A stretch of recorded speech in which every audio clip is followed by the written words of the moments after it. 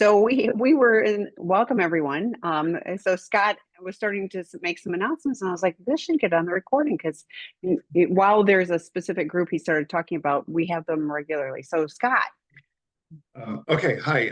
If you are an addict and you want to work on repairing your existing relationship, we have an Out of the Doghouse online work group starting Monday, February 10th. I think it's late afternoon on the West Coast, evening on the East Coast. My colleague Jason Swilling teaches that. It's a great work group. You can find it on seekingintegrity.com. Just click the work groups and slide down. If you're a betrayed partner, we're very excited to announce we have a new offering. It is a series of online work groups about healthy boundaries. Debbie McCrae, who is the queen of boundaries, is going to be teaching that. It's 2 6-week sessions. The first one starts, I think, April the 2nd, and it's on one of them is on healing and empowerment, and the other one is on trust. And anyway, they're um, posted. I went and checked them out so they are posted on the Seeking Integrity site under work groups. But I yeah, want you to back up because you talked about Out of the Doghouse. One of the things we find, and I'm going to just preface this, is we find that lots of people go, yeah, I want to work on the relationship. Where, who is that appropriate for? Because we hear often and we go, yeah, they probably should be in Sex Addiction 101. So talk a little bit more about those. yeah. The way we approach recovery is get sober first. That means you take Sex Addiction 101 or Porn Addiction 101 work group, or you come to treatment, or you get some sobriety. Next level is you start working on relationship issues and or underlying trauma issues. So there's a couple of tracks you can do, but first things first, always we got to get sober first. So if you've got some sobriety and you want to work on relationship issues, the Doghouse group is great for you. So um, Agree, but yes, if you're still acting out, or you go, yeah, yeah, I not so stopped much. acting out. This is Wednesday. I stopped acting out on Monday, so I'm good. Yeah, no, No, like because relationship issues are messy, and you yeah, want to have some foundation, to be able to build trust. You can't build trust if you're still acting out. So yeah. and betray partners, like going back to what Scott said, that the Angela Spearman does a great job, with facilitating the betrayed partner group that will start again March 4th. And That's a pro-dependence oriented group. It's much more basic stuff for betrayed partners, how to get through the day, what you're dealing with, things like that. Debbie's like second level with really, she's, like I said, queen of boundaries. So we're really excited that we have more to offer betrayed partners right now. Well, and Angela mentioned she did a two-part webinar series on resentment. It was fantastic. But she mentioned in the work group, she said, this is, we're in the webinar, that in the work group, she said, I teach for about a half an hour. She said, then we're spending about an hour, talking through things. So this is an opportunity to get information that will be relevant for you, to ask questions, to, Yeah, to get some insights about that. It is personalized. It is not therapy, so yeah, don't anticipate that, but you will have, and same with Debbie does a great job, and you will have oh, time yeah. to unpack what boundaries you need, and how do you get the support to be able to hold them. So both of those for partners, are really helpful. So, Yeah. okay, Let's without jump. further ado. Let's jump into this. So last time Tammy and I were here, I talked about why is porn so bleeping addictive. We talked about a little bit about the dopamine system. We talked a lot about variety and how that feeds addiction, and we talked a lot about what we call intermittent reward and how that feeds addiction, and the fact that pornography is in fact a very powerful drug. We're going to pick up with that today. I'm calling this sex/porn addiction and dopamine dysregulation. I really want to focus on the dopamine system today. Um, Dopamine, and this is far less technical and far more interesting than it sounds from that little title. The dopamine system in our brain is our pleasure system. It's our reward system. It's an old part of the brain. It lives right at kind of in the base of the brain. And there are neurons that release dopamine, and there are neurons that receive dopamine, and they have to sort of plug in before we experience pleasure. And then when we experience pleasure, that's communicated to the mood and memory centers in our brain. So we remember what we enjoy. We elevate our mood and we remember that. There's a reason we have a dopamine system. It's part of our survival mechanism. When I eat, I get pleasure. Um, I get dopamine when I eat, um, because it makes me want to eat again later. I just like, oh, I enjoyed that. I think I'll do it again in about 4 hours. Um, things like that. We get more dopamine from chocolate cake than from Brussels sprouts because chocolate cake has more calories. Back in the day when our brains were developing, calories were hard to come by. So it was a survival mechanism. Um, you know, things that had more calories tasted better. Brussels sprouts are disgusting, but if you like Brussels sprouts, have fun. But I think they're little tiny cabbage shaped farts. All right, I said it on video. Great. um, I personally like roasted Brussels sprouts. So I hate Brussels sprouts and beets. Yuck.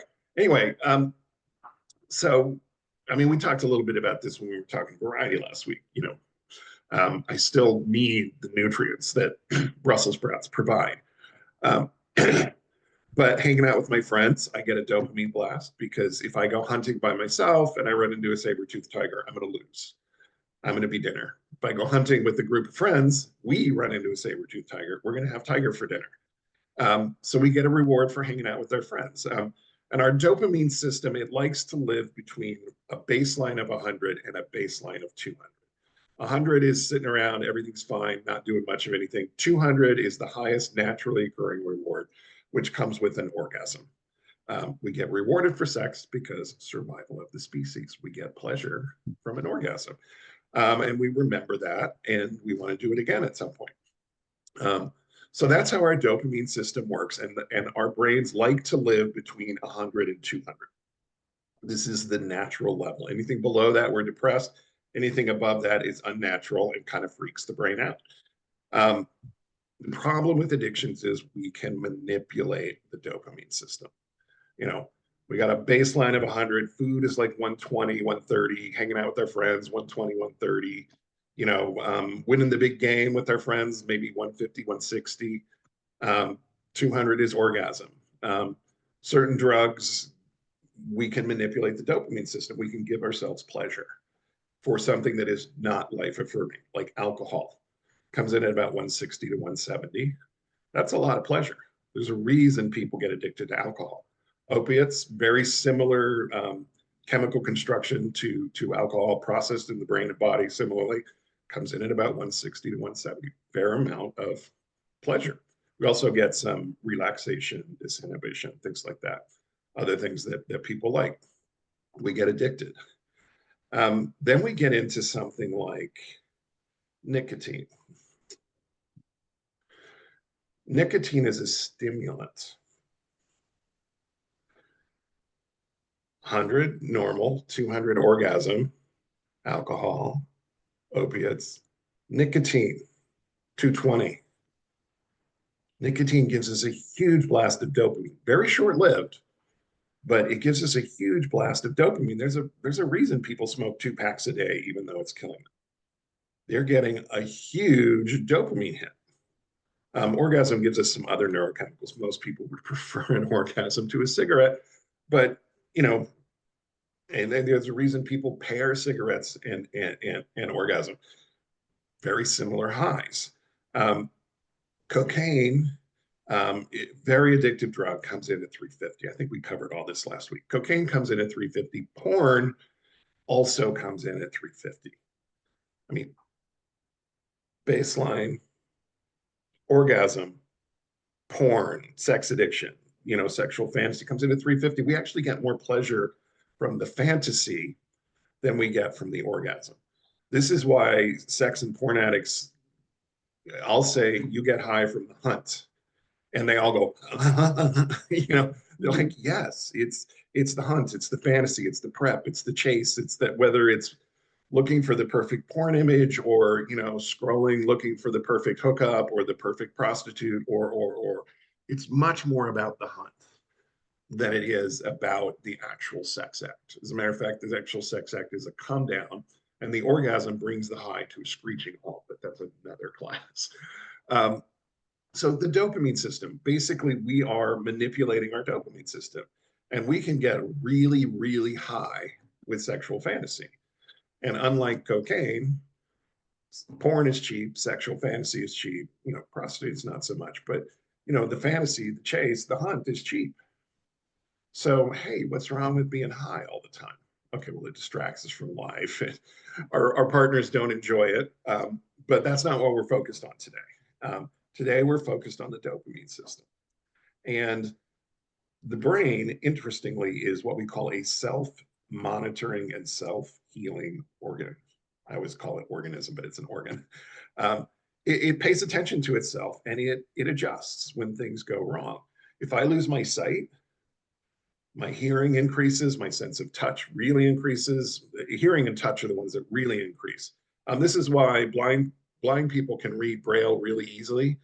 Sighted people, we can read Braille, but not as easily because our sense of touch has not elevated. The brain hasn't adjusted, it hasn't needed to. So when something's wrong, the brain senses it. And this is true with our dopamine system, as well as every other system in the brain.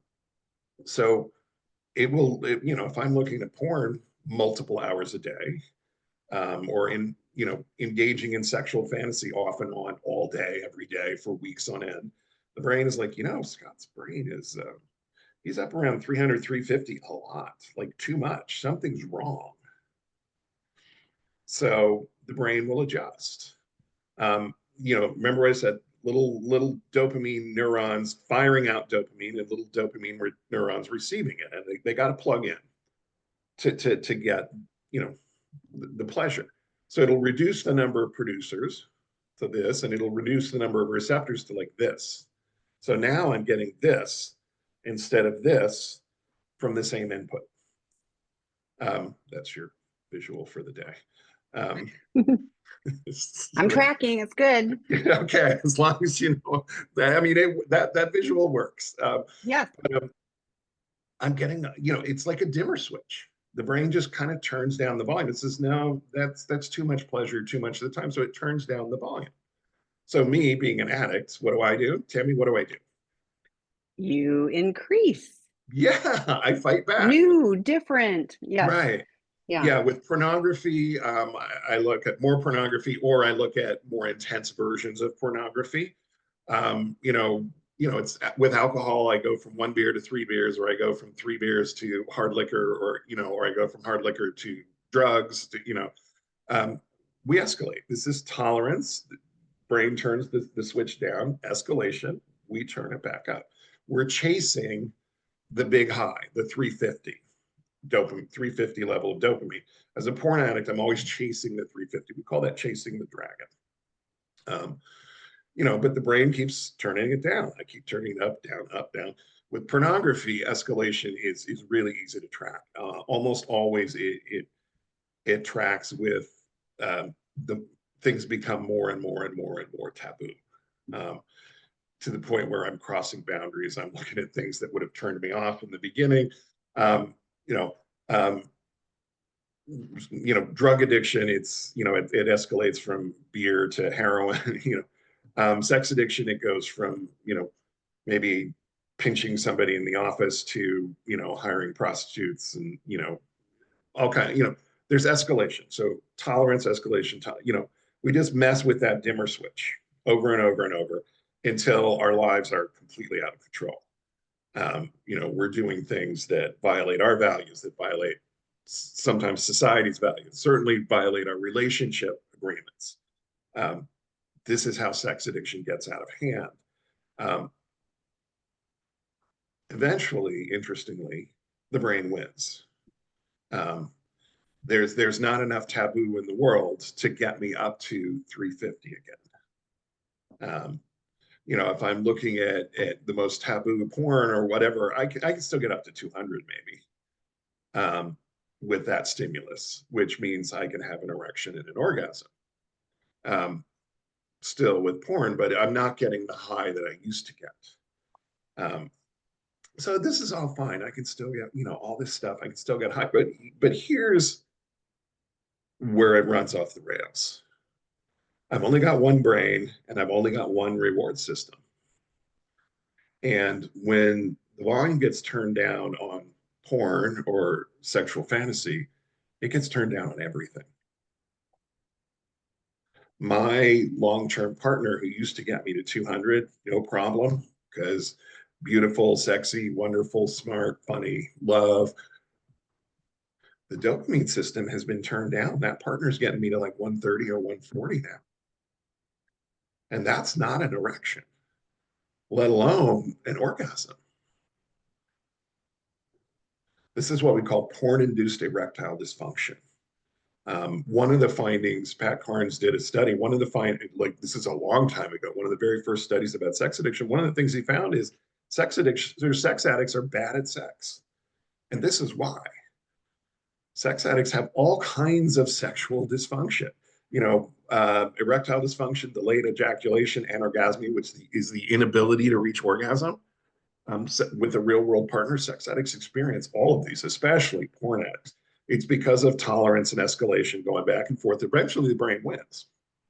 Like, oh man, that's crappy. Now, here's what's really crappy is, again, with the volume being turned down on dopamine, my walking around baseline of 100 has probably dropped to 60 or 70. I'm depressed.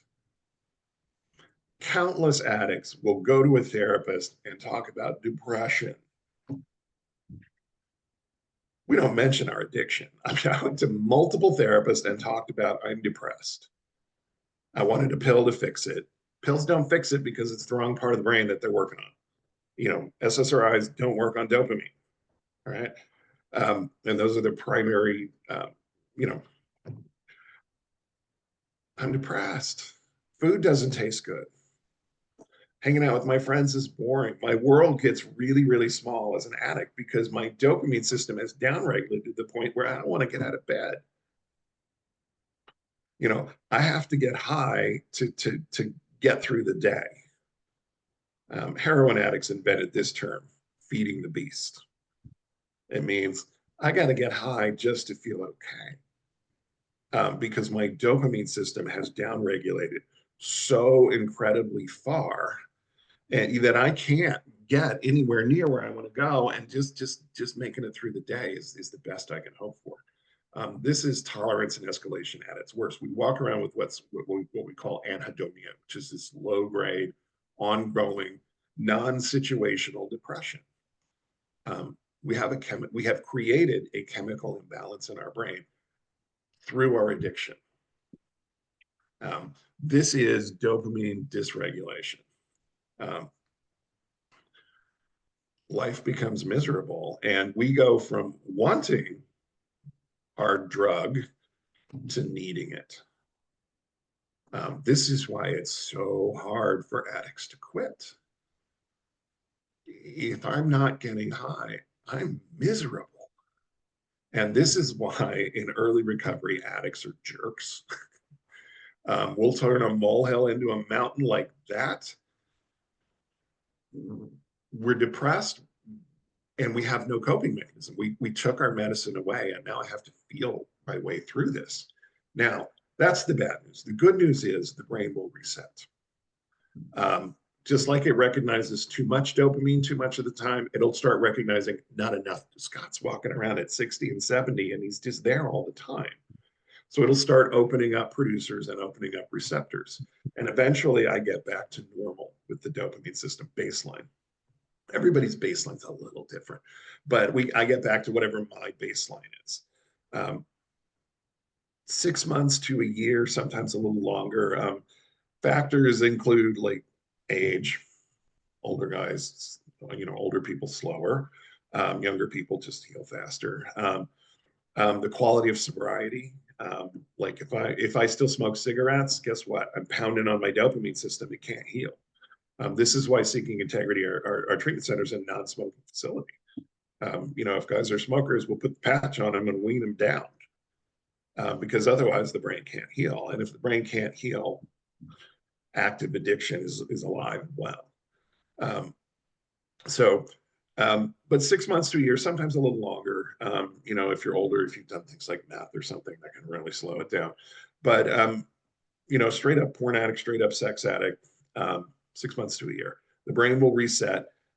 Life starts to become fun again. I remember when the first time food tasted good again.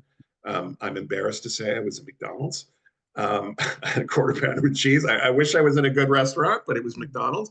And I bit into this quarter pounder with cheese and went, oh my God, this tastes so good. It was the first time food had tasted good in years, because I had dysregulated my dopamine so badly that everything tasted like cardboard.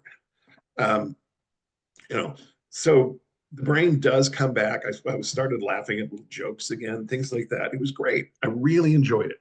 Um, so the brain does reset, but um, now I'm going to back up a little bit because there's one last thing I want to talk about.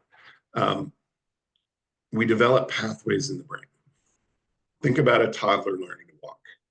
If you've ever seen a toddler learning to walk, it's hilarious. They're like, their faces are all screwed up. They're, and they're like, pick my foot up. And they're like, what now? And then they think about every little nuance of the process of taking a step and then another step. And if you're like me, I don't have kids, but my sister had kids. So I'd see them like once a month. And, they'd be like, doing the little face screwing up, trying to take one step and wobbling. And then the next time I'd see them, they're running around the house like little Olympic sprinters without a thought in their head. We burn pathways into our brain, and there's a walking pathway. If I hook you up to an fMRI scan and put you on a treadmill, I can just look at the image of your brain and tell that you're walking because everybody's got a walking pathway, and it lights up when we're walking. And you never think about walking again. Great. We have an addiction pathway in our brain, and it's not any old pathway. It's a 10-lane superhighway, and it's got like the old bank, they had those suction tubes. It's got those for on ramps. So we just have to get near the highway. It'll just like suck us up in there. I mean, you talk to sex and porn addicts, they're like, I was just going along minding my own business. And the next thing I knew, it's because they're just on the pathway. All you have to do is go near the pathway, and the whole thing lights up. It's a very, very, very powerful pathway in the brain. It's like riding a bike. And there's a video, I'm going to pop the link to the video. It's like a 7-minute video. Destin Sandlin, I forget what his series is called, but he does little 5 to 10-minute videos about science. They're hilarious almost always and really informative. This one is called The Backwards Brain Bicycle. I love that one. Yeah. It's like one of my favorite things ever. He works with a bunch of engineers. He travels the world and speaks, and I mean he's very entertaining. But his engineers that he works with in the machine shop, they decided to build a bike that works backwards. So when you turn the handlebars to the right, the bike goes left, and when you turn the handlebars to the left, the bike goes to the right. And they invited him in and said, "Hey, Destin, here's what we did. Let's see if you can ride the bike." And he's like, "I'm a logical guy. I know how to ride a bike. I can handle this." So he gets on the bike and makes it about 6 inches and falls over. And he's like, "No.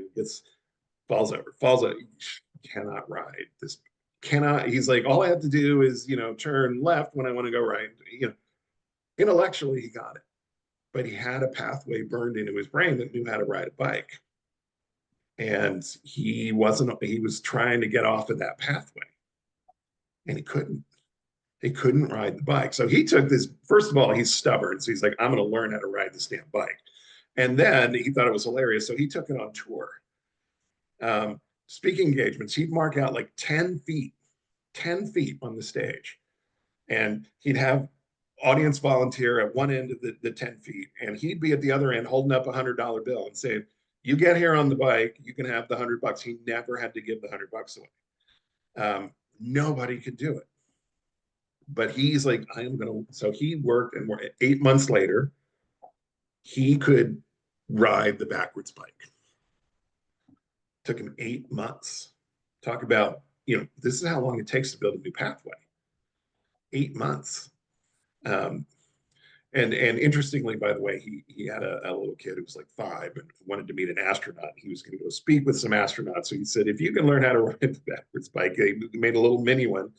"I'll take you to meet the little kid." Like 2 weeks, boom, he was up and rolling. This is what little kids can learn languages faster than adults. Apparently, they can learn to ride a backwards bike faster than adults. So, okay, great. You can learn a new pathway. But here's the real tricky bit. Um, he took his backwards bike out into public and he had a meetup and he's like, I'm going to switch from the backwards bike back to a regular bike. And he hopped on the regular bike and he could not ride it for about 10 minutes. The old pathway was dominant. It kicked back in about 10 minutes and he was off and running. Now let's think about addiction. The old pathway doesn't go away. I mean, Tammy, you've heard this, while you're in an AA meeting, your addiction's out in the parking lot doing push-ups. Thank you, old timer. Thank you, crusty guy in the corner with all the wisdom, but not wrong. That pathway is still there. So the real crappy part for addicts is, all of this dopamine dysregulation, the addiction pathway is still there. And if I get back on it, that pathway will light up as strongly as ever, and my dopamine system will downregulate almost immediately.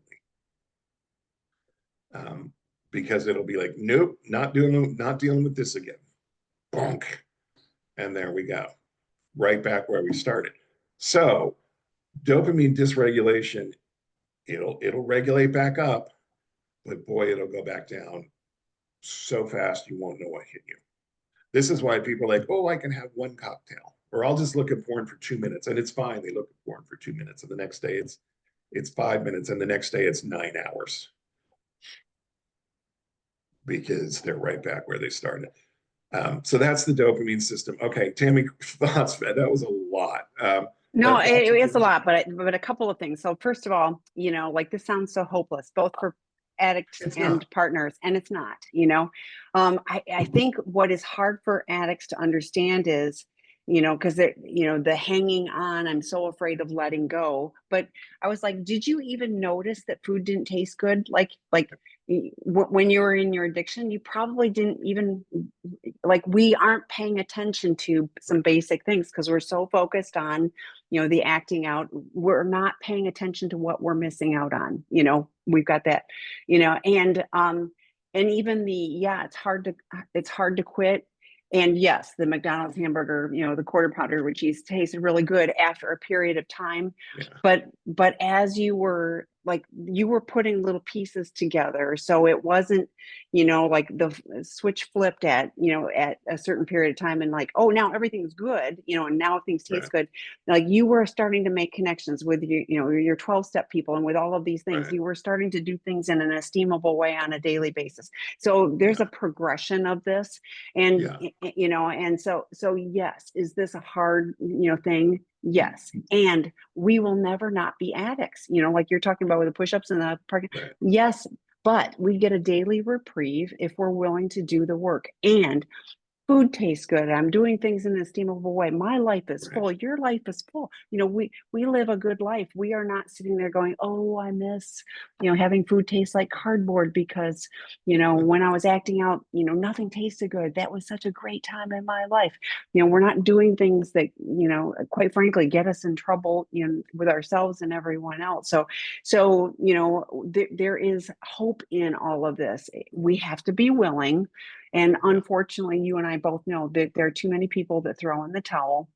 Yeah. And, they're not willing. They're not willing Yeah. to do anything that would be Yeah. different.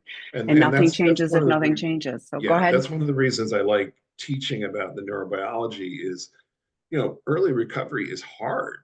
And I'm like feeling crappy a lot of the time. Well, this is why, and it's temporary. And if I know as an addict, this is why, and it's temporary, maybe I can hang on a little longer than I might if I didn't have this information. Oh, this is going to go away. Just hang in there, do what I'm supposed to, pick up the phone, call that person I don't want to talk to, who I'm convinced doesn't want to talk to me, but then they're like all perky when I call them because, that's recovery. Yeah, we do have to do the work, but if we hang in there, the brain will reset and you know, there's research that shows people who stay sober for a full year, get past that 1 year mark, are much, much, much more likely to stay sober for the rest of their lives. And it's because the brain has reset. And I got to tell you, when my brain reset, it was like, I had no interest in going back to the misery.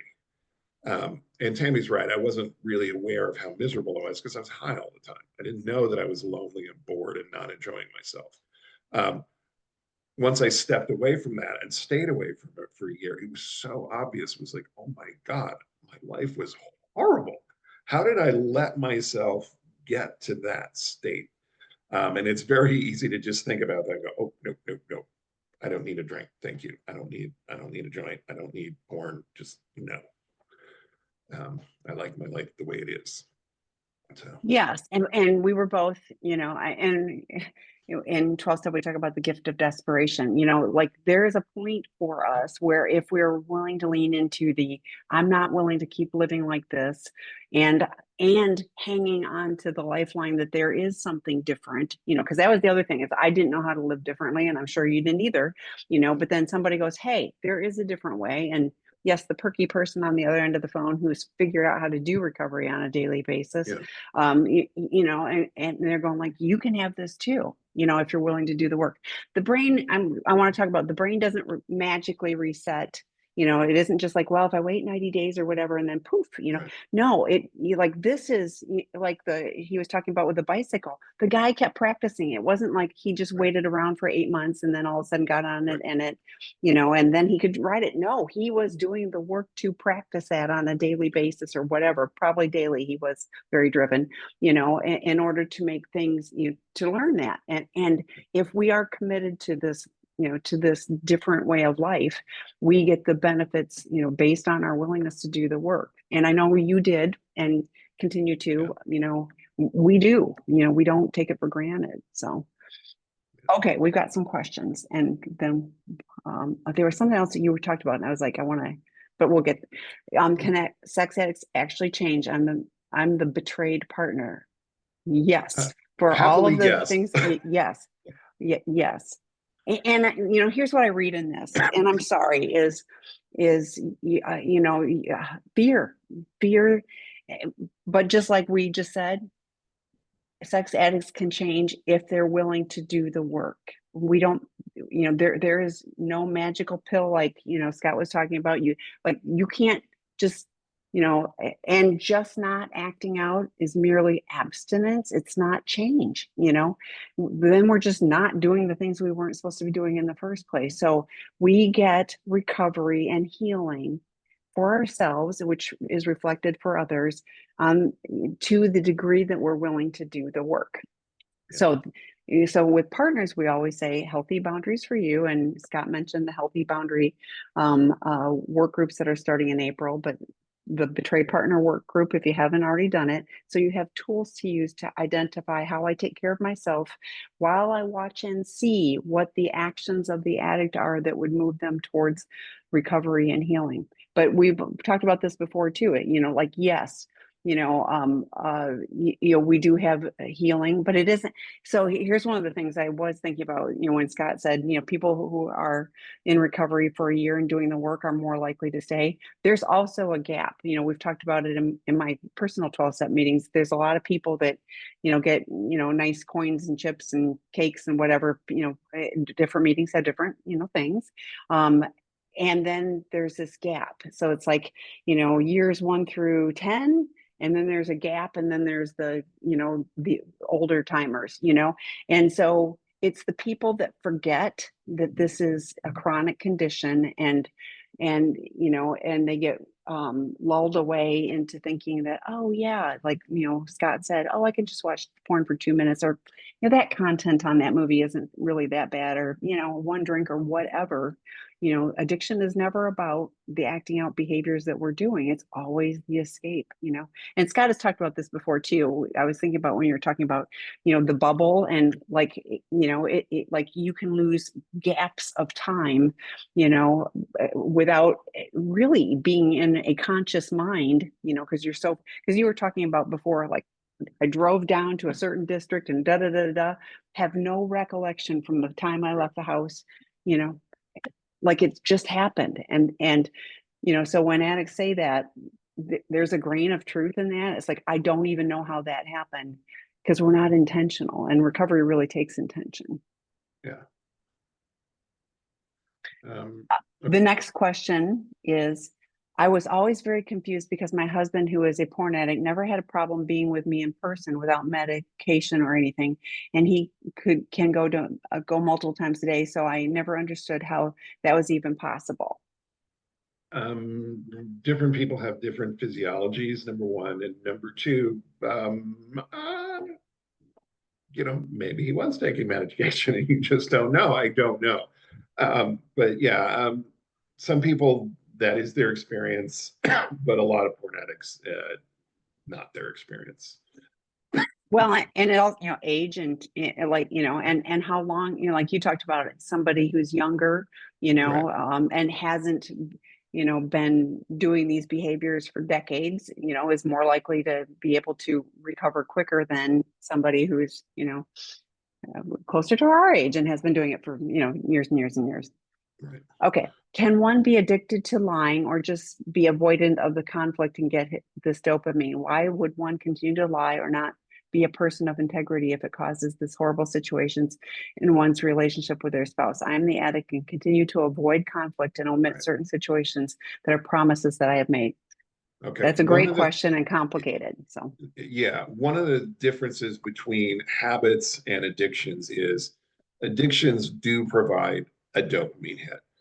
Most people don't get a dopamine hit from lying or being avoidant.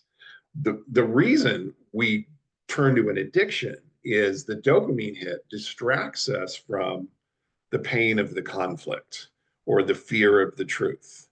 Um, so lying and being avoidant is a way of avoiding pain, but we're not getting pleasure. So then we'll go to pornography or something to distract ourselves from the situation. One of the crummy things about addiction is after I have the orgasm, the bubble that I'm in pops. Now I'm back, and hey, that conflict is still there. The lies are still there. Lying and avoidance are A, habitual, B, things we learned really, really early in life because they're driven by shame. That's, again, a whole other episode that we can do. Um, and yeah, you will continue those habits until you start working on them. But first things first. First, let's get sober. Then let's work on, the avoidance issues. I mean, you can work on lying right away, but avoiding conflict, that's kind of second level recovery, through either relationship work or underlying issues work. Either way, you got to get at the shame that's driving you to lie and avoid. But lying and being avoidant are not addictive unless you get pleasure from it somehow, but you probably don't. It's probably more an avoidance of pain than a chase of pleasure. The addiction comes in, we chase pleasure as a way of really avoiding the pain. So, and I have found a bunch of things can be really helpful with this. Yes, be in recovery first, and then have an agreement. The 24-hour rule is one right, where we go. I'm going to come back to you within 24 hours if I have a live uh, commission or omission, even if it's been, oh, I just didn't tell you about that, and it's okay to go, Scott, I'm really afraid. I was really afraid to tell you. And so when I said this, that wasn't the complete truth. And I'm telling you now. And it sucks. It's going to, yeah, but partners are generally going, oh, you're actually telling me the truth. Not so happy that you lied, but you're telling me the truth. There's some gain in not telling in the lying for you. And whether it's, I don't want to get in trouble. I don't want whatever shame. But ultimately, you're still doing that whole cycle of avoidance and everything else, and typically partners you will say, I can almost handle the acting out, but it's the constant lying, so you are right, making things worse every single time you do that. One of the other things I would suggest is journaling. It's like, when I lie, and write down, the pros, the cons, what am I getting out of it? What am I hoping to avoid? Whatever it is, like just, brain dump on the journaling, work with your qualified professional to really, or sponsor, but, to really, unpack that. But, if you are working the 12 steps, which I really, really hope you are doing, step 4 is taking a searching and fearless moral inventory of ourselves. And we have to take responsibility for the lies. Again, denial is I'm lying to myself. Lies of omission or commission, it's still a lie. And so being a person of integrity, is something that we strive for. And it's so worth it. I don't have to try to remember what I said to somebody or what I didn't say or what like, it's just so much easier. And you don't know that yet. And so it's going to take some bravery of going like, I'm going to be willing to be truthful. I mean, but I know for sure that you will look in the mirror and be able to respect the person you're seeing, and your partner will go, don't love that you've lied again, but gosh, it's so different for you to actually come forth and say, this is what happened. So, yeah. Tammy, this next question is about stimulant medication, ADHD, and porn addiction. Can you find the Todd Love podcasts? well, And I have actually both a webinar and podcast, and I will put those okay, in, and you can always email me, Tami, yeah, Tami at seekingintegrity.com, but I will find them and put them in the chat. yeah, But yeah, so can you speak to the role of stimulant medication for ADHD brain? I find it helps me to upregulate my baseline dopamine and helps me with executive functioning challenges. However, I have an active porn addiction my whole life and noticed the combination of stimulant and porn really dysregulated my system and made it even harder to quit porn. 3 months sober, but I'm still taking my ADHD medication. Does my brain have any hope to reset its baseline on this medication? Here's the other thing is I hope the professional you're working with understands both addiction and these yeah, issues. We always, because if you're just going to your, family practitioner and they're giving you medication and stuff, they don't understand the complexities. And this really does take monitoring by someone who understands the whole yeah, scope of it. But I will, quick go find those, for you yeah. too. Yeah, and this is not a question that I think either Tammy or I can fully answer in any Yeah. No, knowledgeable this way is for one of you. those, we Right, want you to have qualified help, and right. that, again, that's not even your nice family doctor. That is, you want the right help. Um, Yeah, and so then, can you speak to how addicts on the spectrum can connect with a spouse? I'm going to tell you, we have a special guest coming February 19th. Candace Christiansen works with neurodivergence and sex addiction. And I would really invite you, we're not the experts. We would invite you to come participate in that. I will find the blog for that and post it in the chat as well. And excellent. then, so Scott, the next one, while I go find stuff, my husband has had a few months of sobriety and does recovery work and then falls off the wagon for the past 4 years.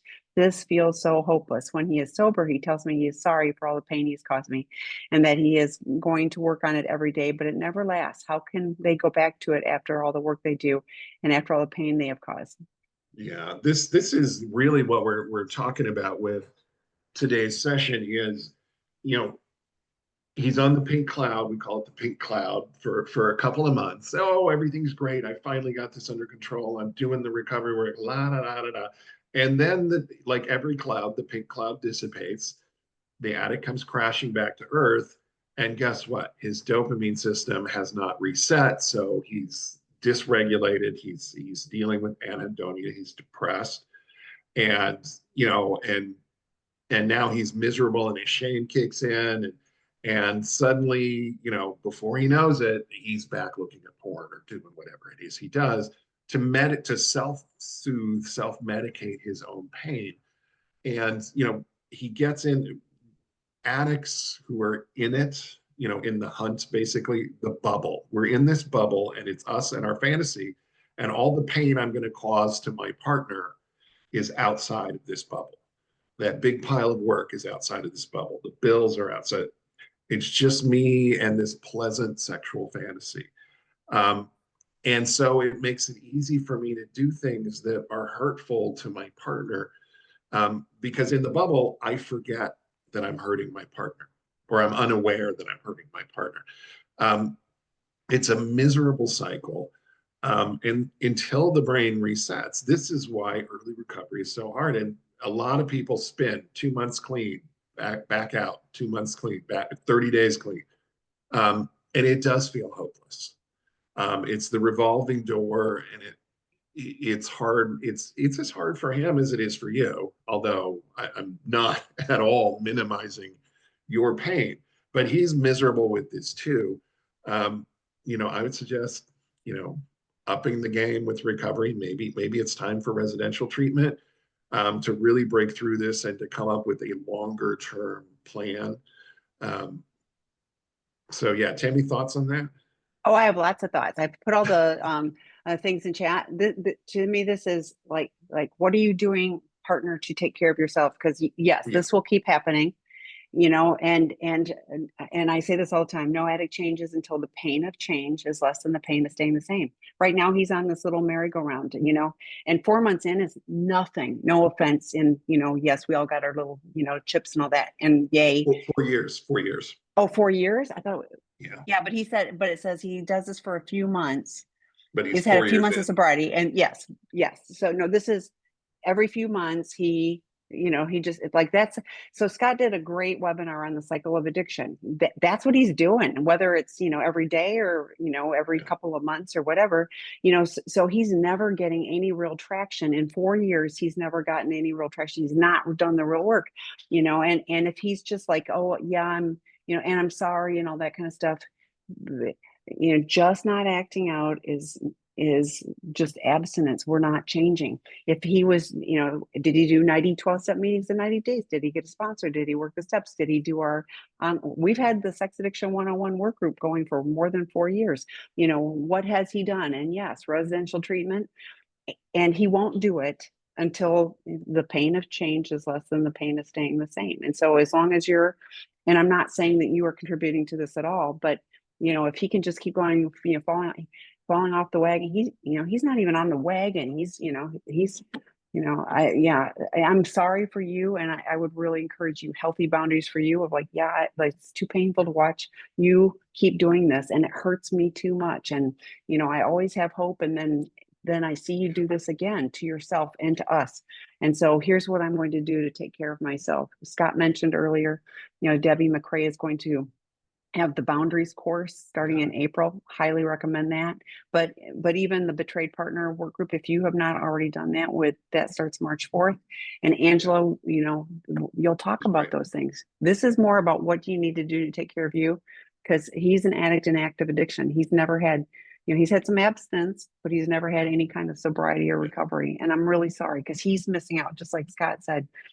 Food tastes like cardboard. Everything, nothing's good, and he's not willing to change. So I'm sorry.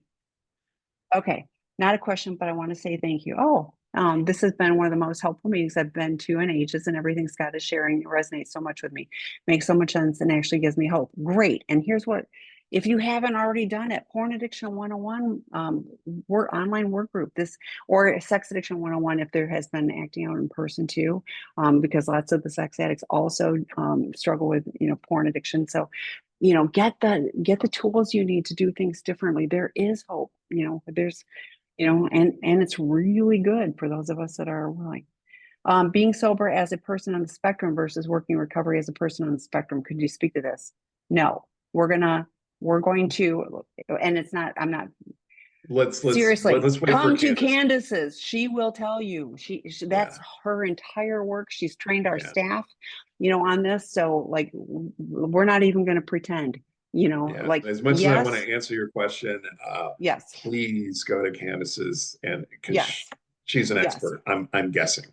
Well, and yes, and she has trained our staff that like you Yeah, can't just go, well, just do this and this. It's a spectrum. There's a reason it's yeah, a spectrum. So there's different things, but yeah. and so for an addict, get the help that you need. If you need a consultation with Candace so that you get a plan for you, great. Okay. My therapist doesn't want to discuss our or work on some past traumas until I have a strong foundation of recovery. And they've been vague about what this means. In your opinion, and I understand it's just your opinion, how long does someone need sobriety before they're in a good place to work on things? I respect First of this all, therapist. good gold star for your therapist. I know. You see, Look, we're in alignment. Yeah. working on trauma brings up all of our old shame and triggers. And if I try to do that too early in recovery, I'm going to relapse. I need a strong foundation of recovery. I need 30, more than 30, probably at least 60 or 90 days, and preferably like 6 months of sobriety. I need to have a sponsor. I need to be working the steps. I need to have, 3 people that I call on a regular basis. That's a strong foundation of sobriety, um, that I can now possibly handle the difficult emotional work of dealing with my underlying trauma issues, my childhood trauma, the pain, the stuff I've been running from my whole life, the shame that's driving me. But the last thing your therapist or us or even you wants is to jump into that work too soon and relapse because it's too hard emotionally. So, yeah, you want to be aware of it. It's going to come up. You're going to discuss it. But doing things like EMDR, brain spotting, some of these trauma techniques, they put it off until you're confident you can do it without relapsing. Well, and I was thinking with the therapist, so um it would be fair to go, what do you need to see me doing, and I'm glad you're Yeah, here and you're working with a therapist. I'm going to go back to, what step are you on in the 12th step? Where are you at? The more you do, right, to shore up your foundation, the right. faster you'll be able to address that. And here's the other thing with trauma. you know, I've been in recovery for decades, and I don't even know, 5, 7 years ago, I had another, that's another piece of the puzzle. Yeah, So it isn't like, oh, I have to know all of my traumas and address them, and then I'll be able to be in recovery. It's actually right. the opposite. As you're able to, go, oh, that makes sense, and there's another piece of it, Yeah, but I'm in a place where I can really work on it. So I mean, I've continued in sobriety all of this time. yeah, So it's a mistake, and we see it happen all the time of like, I'm going to run off and get trauma therapy, to address this, and people are acting out all over the place, or I need yeah, to know what my trauma is. And lots of people know the why or some of the why, and they're still acting out. So yeah, we're applauding. Your therapist is doing a great job holding the space for you. Keep doing the work.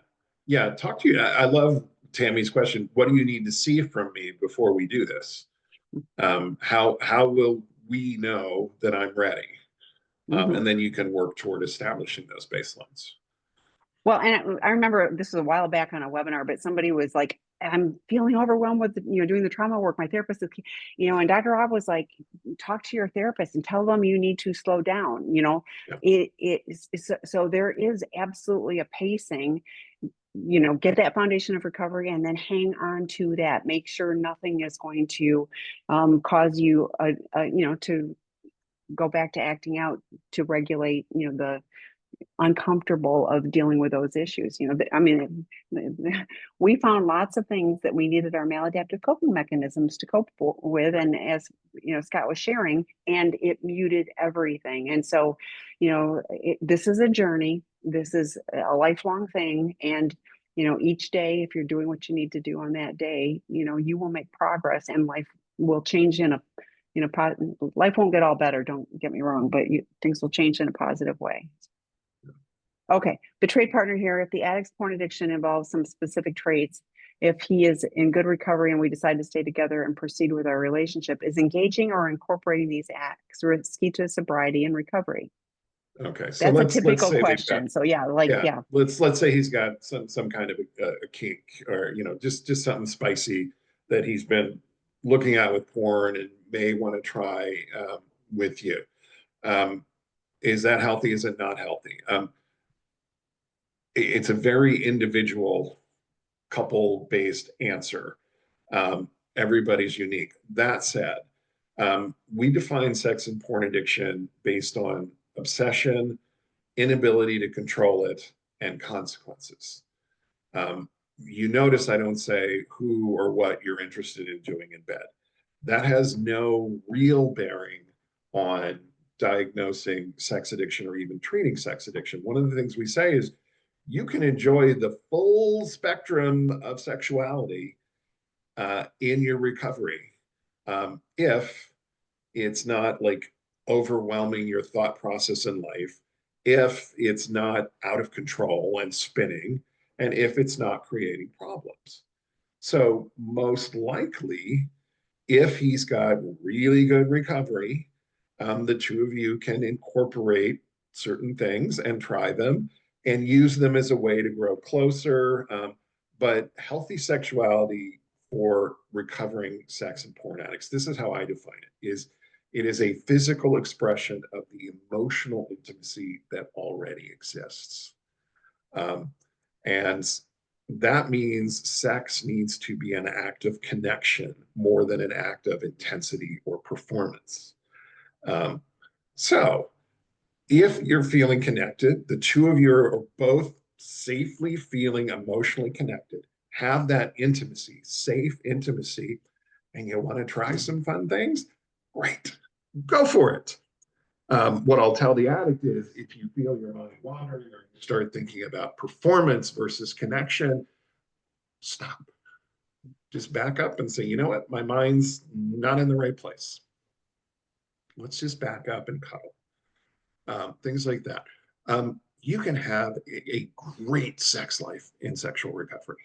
As a matter of fact, most couples where both partners do the work, they come together, they build the intimacy, they will uniformly say, our sex life is better than ever. It's not as, for the addict, it's not the intensity train. It's not that 350 dopamine hit. It's a 200 dopamine hit, but it's a 200 dopamine hit with oxytocin and serotonin and norepinephrine, these other pleasure-related neurochemicals that involve safety and feeling validated and feeling seen and feeling loved. It's a much broader and more enjoyable experience. It's not the express train to intensity. It's more about connection and being with the person that I love and care about. And do what you want, you know, in that context, do what you want and enjoy it. Tami, thoughts? I would communicate about this, and it's okay for you as the partner to say, I'm scared, like Yeah. I'm willing to try this and I'm scared, and have the ability Right. for either one of you to go hard step on Yeah. this because I'm Safe feeling words. uncomfortable or my mind is going into Pineapple. different places. Stop. Yeah. And same with the addict. Yeah. It's like, it's okay to go, I'm nervous about this, but, and we've talked about before, having, it's really about the two of you and creating the Right. connections so that you can talk about this. Like, what a different concept rather than having all of the stuff that you're making up in your head about it. Like, what happens if you ask the person that you are considering doing this with about, how does this feel? Are you ready to try this? Or can we build up to this? What is something that feels, good and safe and, like can bring us closer, Right. to like great, So, I mean, there are some things, that I would assume for some addicts or partners, are, definitely knows. But if you are two willing people and and you're open to this, rock on. So, Yeah. okay, great stuff. Thanks everybody. Hopefully you've, got, picked up those, links in the chat. And again, join Candace Christiansen. She's going to talk about neurodivergency and sex addiction. She is the expert on that. And I'm super excited. Dr. Eddie is joining us tomorrow for his monthly webinar. So lots of special events coming up, with the various webinars, and even a betrayed partner special drop-in group on February 14th. We've posted information about that. You can always email me to TAMI@seekingintegrity, and I'll point you in the right direction. So as always, great topic, Scott, and thank you so much. I always appreciate working with you. Bye, everyone. Thanks, everyone.